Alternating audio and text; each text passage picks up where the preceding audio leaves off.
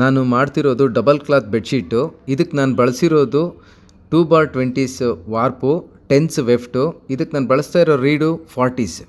ಒಂದು ಗೂಡಿಗೆ 4 ಎಳೆ ಬರುತ್ತೆ. ಈ ರೀತಿ ಇದು ಎಳೆ ತೊಗೊಳ್ಳೋವಂಥ ರೀತಿ 1 2 3 4 5 6 7 8 ಈ ರೀತಿಯಾಗಿ ನಾವು ಎಳೆ ತುಂಬ್ಕೊತೀವಿ. ಒಟ್ಟು 8 ಬೆಜಗಳನ್ನು ಯೂಸ್ ಮಾಡಿದ್ದೀವಿ.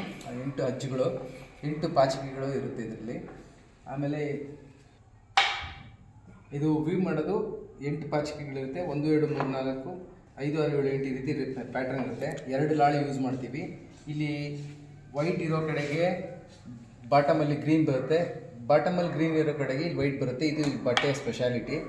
ಓಪನ್ ಮಾಡಿದ್ರೆ 2 ಕ್ಲಾತು ಸೆಲ್ಫ್ ಸ್ಟಿಚ್ ಆಗಿರುತ್ತೆ. ಈ ರೀತಿಯಾಗಿರುತ್ತೆ ಈ ಬಟ್ಟೆದು ಪ್ಯಾಟ್ರನ್ನು. ಇದು ಪ್ರತಿ 2 ರಿಪೀಟ್ಗೆ ಒಂದ್ಸಲಿ ಲಾಳಿ ಚೇಂಜ್ ಆಗುತ್ತೆ. ನಾನು ವ್ಯೂ ಮಾಡಿ ತೋರಿಸ್ತೀನಿ.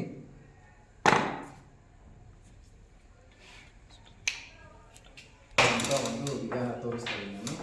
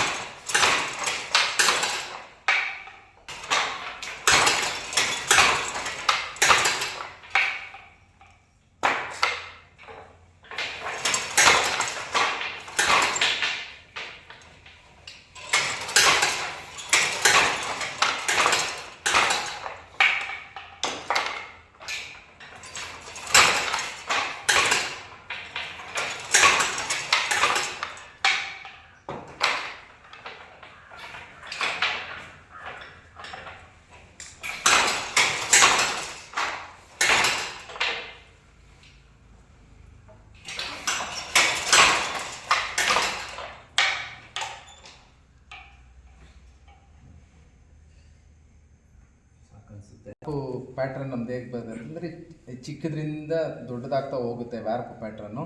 ಅದೇ ಥರ ನಾವು ಒಕ್ಕಿನಲ್ಲಿ ನಾವು ನೇಯ್ಗೆ ಮಾಡ್ತಾ ಈಕ್ವಲ್ ಆಗಿ ನಾವು ನೇಯ್ಗೆ ಮಾಡ್ತಾ ಹೋಗ್ತಾ ಅದು ಬಾಕ್ಸ್ ಆಗಿ ಕನ್ವರ್ಟ್ ಆಗುತ್ತೆ.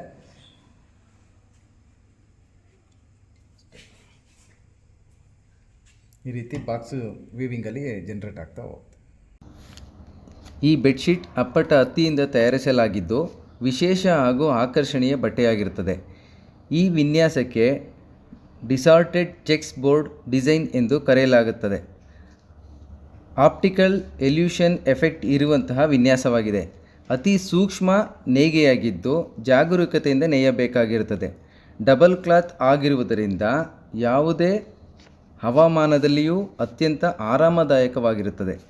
ಇದು ಹೆಚ್ಚು ಬೆಲೆಗೆ ಮಾರಾಟವಾಗುತ್ತದೆ. ಇದರಿಂದಾಗಿ ನೇಕಾರರಿಗೆ ಆದಾಯವೂ ಹೆಚ್ಚಾಗುತ್ತದೆ. 60-90 ಅಳತೆಯ ಒಂದು ಬೆಡ್ಶೀಟ್ ತಯಾರಿಸಲು 2 ದಿನಗಳು ಕಾಲಾವಕಾಶ ಬೇಕಾಗುತ್ತದೆ.